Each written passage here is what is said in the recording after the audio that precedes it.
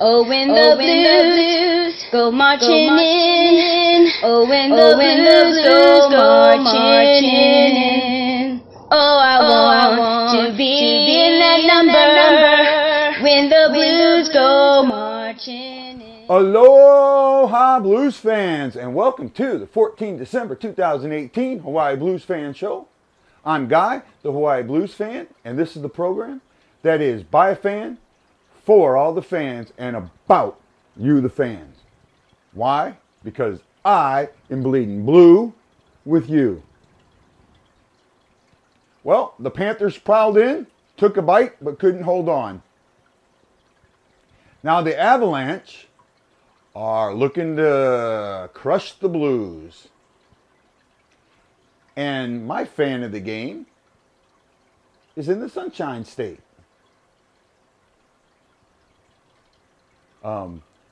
Haven't done this in a while, but I'm going to do it today. I'm going to ask you to, when you watch these videos, if you like them, to please subscribe.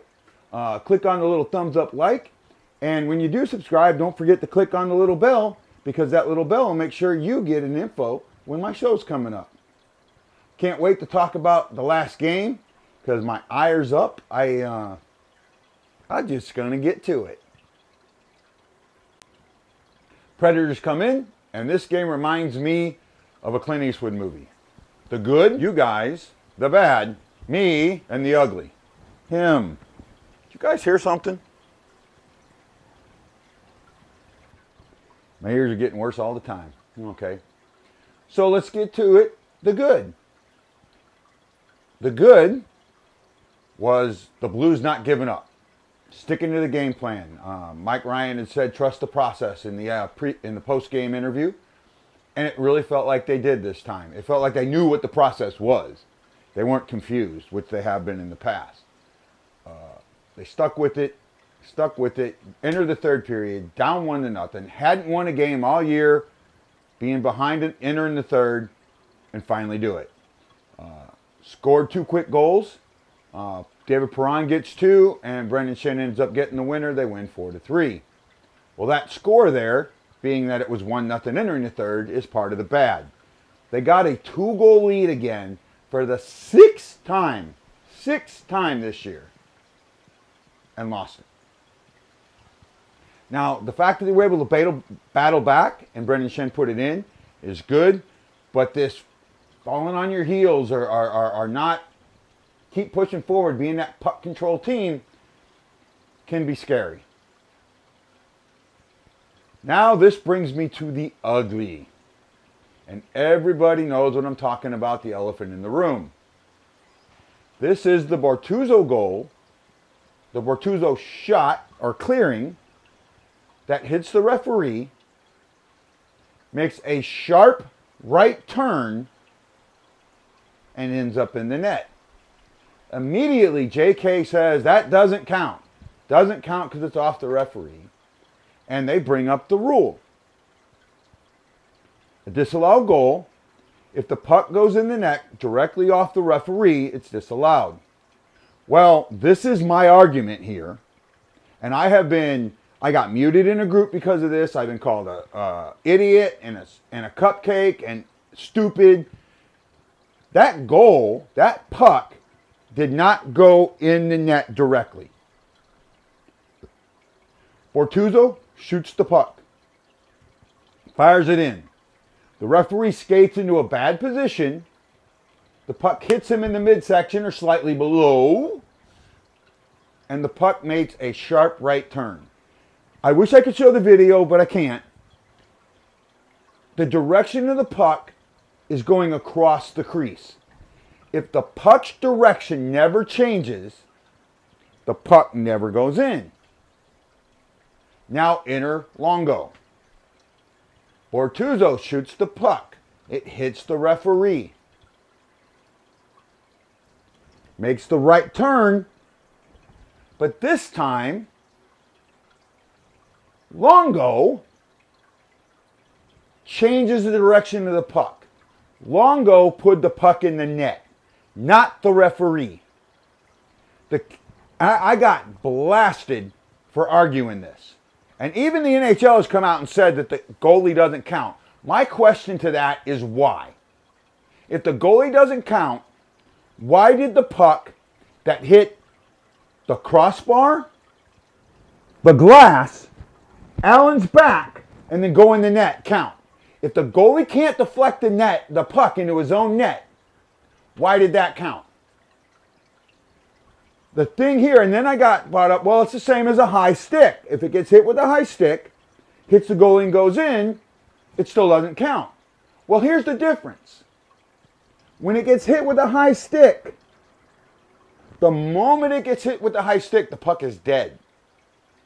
Dead. Play's dead. It doesn't count anymore. Nothing after the high stick counts. When the puck hit the referee, it was still live. The play was never whistled dead. It was never dead. The puck can bounce off the referee. The Blues had this happen to them earlier in the year. The puck hit a referee, came right back out to an opposing player, popped it into an empty net. If you're going to say that, and the other thing that I got told was possession, that there was no possession. I want to say something here, and that the rule was poorly written. I don't think this rule is poorly written at all. I think it's very well written. It simply states that a goal is disallowed if the puck goes into the net directly off a referee. Directly is the key word.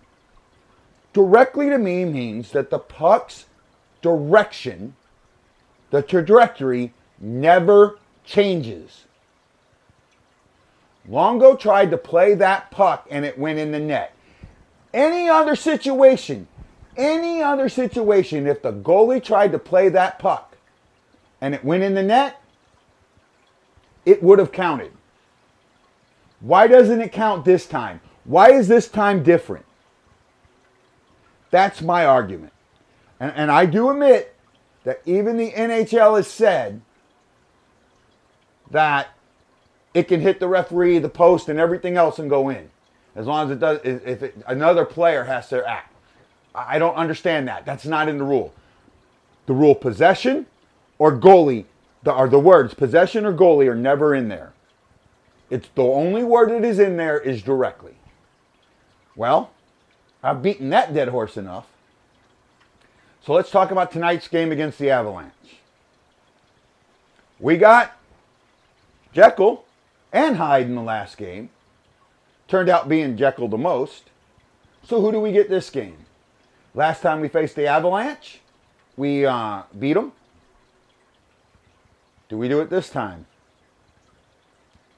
You know, I'm sitting here, scratching the head, trying to figure this out. And this team, until they show me this right here. Everybody asks about that. My flag is upside down because the Blues are in distress. An upside down flag in the military means in distress, send help. 2 wins in a row and I might turn it around. But this team is in distress. No, they are not going to beat the Avalanche. Yeah, baby, I did it again. They're not beating the Avalanche. I give the Avalanche a 3-2 victory in regulation. Another Central Division team that we go down to. Enough about the sad talk. Time to move into my favorite part. It is time for this show to be all about you, the fan. Now, you might be wondering how I pick my fan of the game. Well, I have a couple of different ways. One of them is nominations. Nominate somebody. The other way is I peruse the groups. I go through the groups, I look for pictures, I find people that I find interesting. I look for interesting people. Well, this gentleman showed up. When you see a Blues fan with a Blackhawks fan, it raises your interest. This is Gary Detzel, and I hope I said your last name right, Gary. He is originally from South St. Louis. He went to Cleveland High School before I went there, and when it was still Cleveland High School and not the NJROTC unit. He worked at the VA, so I'm assuming that he's retired military or prior military also. Grew up, went to his first Blues game in '67, so a lifelong fan. Grew up on Blues hockey and Emo's Pizza, and retired in Florida. So now he gets to watch the Pensacola team play. He says that they're having as tough of a season as the Blues are, but hockey's hockey. You know what, Gary? I absolutely agree with you. I know you're a new fan of the show, and I greatly appreciate it. And I just want to say, Gary, congratulations. You are the fan of the game. So just like fan of the game, I perused the groups for the tattoo of the game. And this time, I found Brandy Fortman. Brandy has 2 tattoos on her left leg, one on her calf and one on her shin. And the first one is this. I've had a tattoo like this before. I like the skin tearing apart and the blue note emerging. It's really good. It's nicely done. Good patterns, good lines, good cuts. It looks real. I love the process of the blues live. The note lives deep within your skin. That is just an amazing look to me. And her second one is this. The one that caught my eye at first is Louie. Now, when you look at this tattoo, this reminds you of the one I had a couple episodes ago. You know, the gentleman wasn't super happy with it. And I got that. And I look at this one and I see, you know, the artist and the architect didn't get along perfectly on this one. Or the artist didn't have the talent. And I was asked that, she told me she couldn't remember the artist's name. And that's fine. But I also look at this and I go, wow, I see some real beauty in this. This is like the other one. This is the blues season. You came in with a really good idea of what you wanted, and it just didn't turn out right. But when you step back and you look at it, you go, you know, a little tweaking here, a little tweaking there, a little bit of this, a little bit of that, and this is going to be spectacular. Now, I don't know if Brandy didn't tell me that if she was going to get it changed or anything, but I got to tell you, Brandy, I do like this one. Leave it like it is or change it. It's still a good one. Oh, and she also told me that the back of her leg is for when we get a cup. Brandy, I love both your tattoos, and thank you for having our tattoos of the game. Now, pet of the game is a little different. Our pet of the game, this beautiful 8-year-old pit bull mix named Bouncer, comes from a former fan of the game, Greg and Becky Brooks. They're the ones that had the wedding. Greg had some health issues, and Bouncer helps him out through those health issues. Bouncer likes to watch the game with his dad, and when the Blues lose, he drops his head, he's sad. Bouncer is a beautiful dog, and this is how you can get your pet on. Greg sent me an email, said, thank you for making us fans of the game. Now we're going to nominate our dog. One of their 2 pit bulls. I hope they nominate the other one. Bouncer, thank you for helping Greg through his problem, through his medical issues. And Bouncer, thank you for being my pet of the game.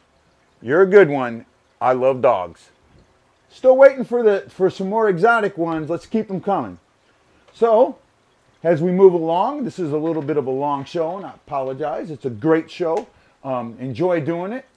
Enjoy doing the lives. I'm going to try and do a live on Sunday the 16th. Make sure I get my days right. Sunday the 16th before the game, and maybe some during the game. I might have Mississippi JP with me. You know, I want to tell you, all Blues fans, that I'm really appreciative of you.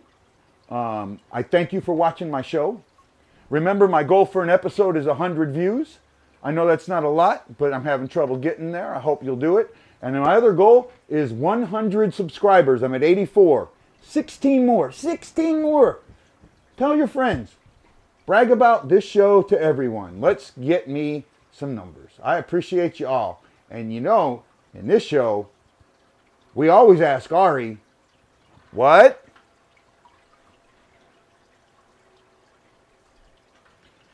That's right, Ari. Let's go Blues. And you know I'm bleeding blue at you. Oh, kitty cat, kitty, kitty, kitty cat, where are you? Oh, when the Blues go marching in. Oh, when the Blues go marching in. Oh, I want want to be in that number when the blues go marching in. Oh, when the blues go marching in. Oh, when the blues go marching in. I want to be in that number when the blues go marching